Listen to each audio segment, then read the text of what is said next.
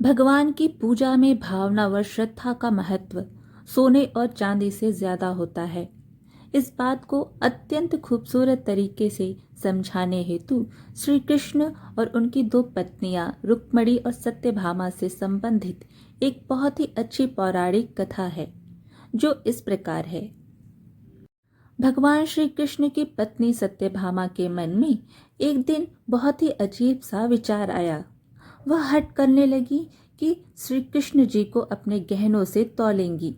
श्री कृष्ण जी को जब यह बात पता चली तो वे सत्यभामा से कुछ बोले नहीं, बस मंद मंद मुस्कुराने लगे। सत्यभामा अपने ढेर सारे जेवर ले आई। पलड़े के एक तरफ उन्होंने भगवान को बैठा दिया और दूसरी तरफ अपने जेवर रखने लगी। लेकिन पलड़ा अभी भगवान की तरफ ही झुका था। सत्यभामा के पास जेवरों की कोई कमी तो थी नहीं। वो जाकर और ढेर सारे जेवर ले आई, लेकिन पलड़ा जरा भी नहीं हिला। सत्यभामा ने अपने सारे जेवर तराजू पर रख दिए, लेकिन कोई फायदा नहीं हुआ। अंत में वह थक कर बैठ गईं। तभी वहां रुक्मणी का आगमन हुआ।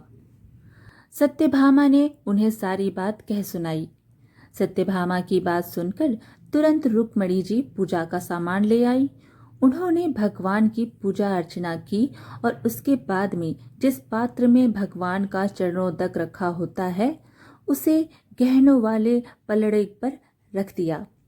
देखते ही देखते पलड़ा झुकने लगा और भगवान का पलड़ा ऊपर उठ गया।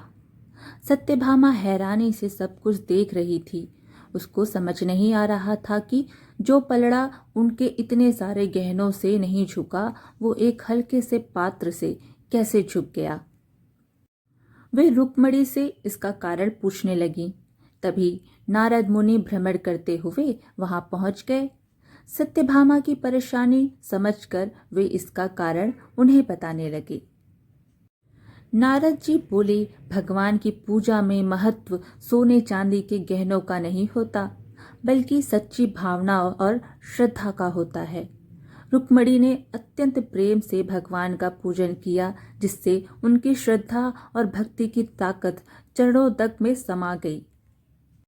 जब रुक्मणी ने वह पात्र तराजू पर रखा तो उनकी भक्ति की ताकत से पलड़ा नीचे चला गया। ईश्वर को सिर्फ सच्चे प्रेम, श्रद्धा और भक्ति की भावना से ही पाया जा सकता है। सोने चांदी और रुपए पैसों का भगवान की नज़र में कोई मोल नहीं होता। भगवान की पूजा यदि सही ढंग से की जाए तो ईश्वर की प्राप्ति अवश्य होती है।